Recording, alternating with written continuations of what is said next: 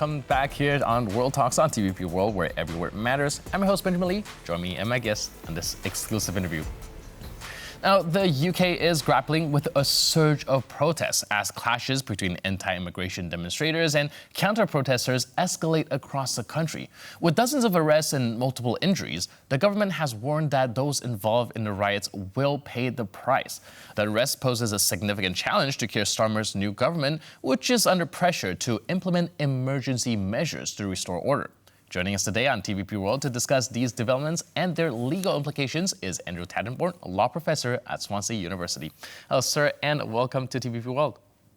Good morning. Good morning. So now we know that the Home Security has promised severe penalties for rioters. And do you think this approach is likely to deter future violence or inflame tensions even further? I've no doubt it will help.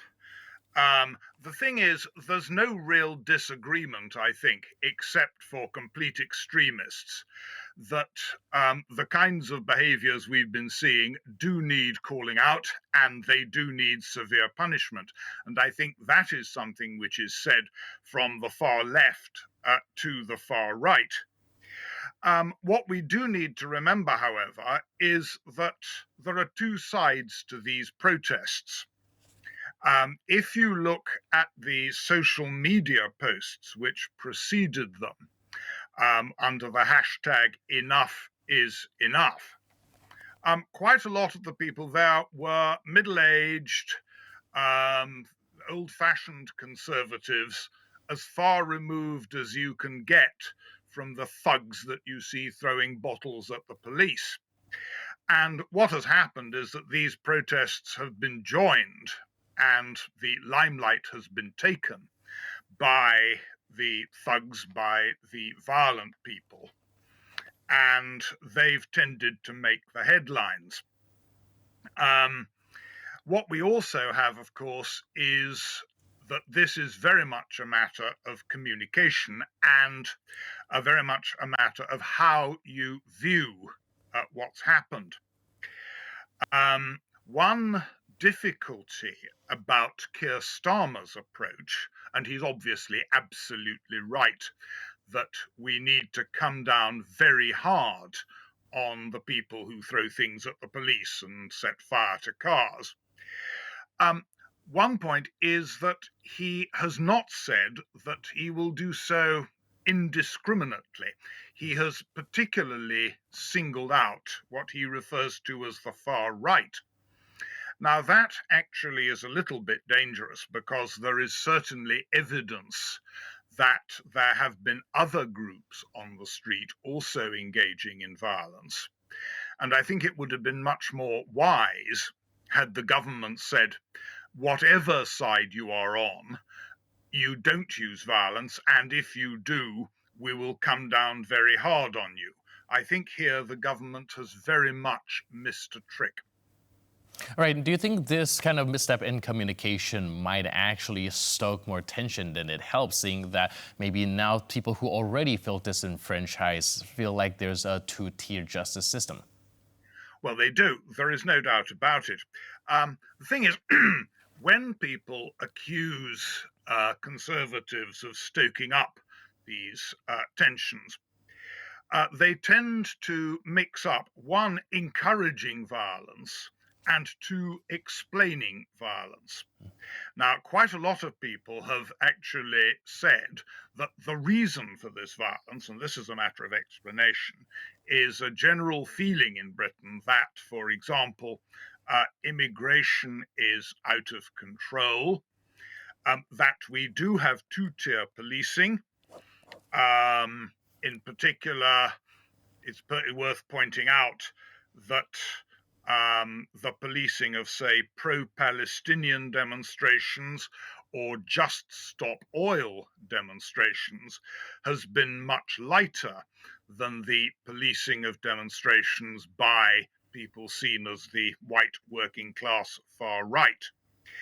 And so there is undoubtedly an explanation for this violence. It doesn't justify it, but I think you're quite right that there are underlying tensions which we do have to take into account. All right, so there's been talks also about misinformation fueling these protests. As we know, the earlier days, there was a more kind of anti-Muslim sentiment as these protesters believed that it was a Muslim perpetrator, and of course, which has now been debunked.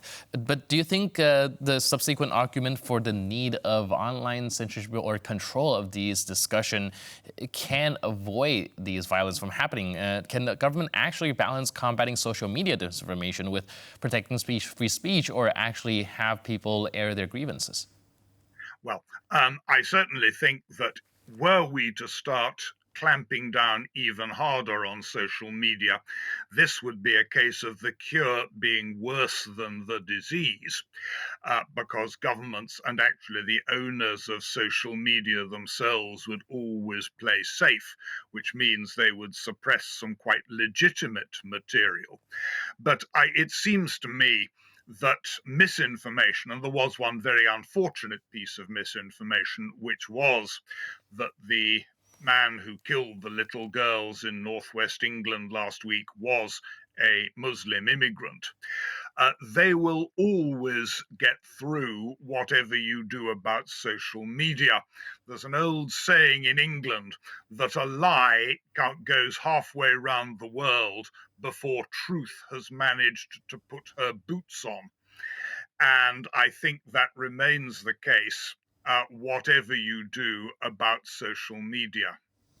Right. There's another argument to be made about why people are so quick to jump on this misinformation, attributing it to the past social media or a news cycle censorship when it comes to kind of not really reporting on who the perpetrator are. Do you think that this actually exacerbates the problem in people nowadays being more easily falling prey to these misinformation because of their distrust in the information or lack thereof that is in the internet space or the media space?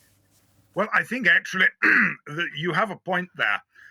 It also leads to a distrust of government, because if government is known to be censoring the media or encouraging the media not to publicize certain information, it is the instinct of quite a lot of people, including at times me, to say, well, wait a moment, why don't they want you to know?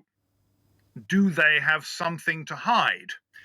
And certainly, one effect of trying to suppress the spread of a particular piece of information is probably to increase the number of people who believe it.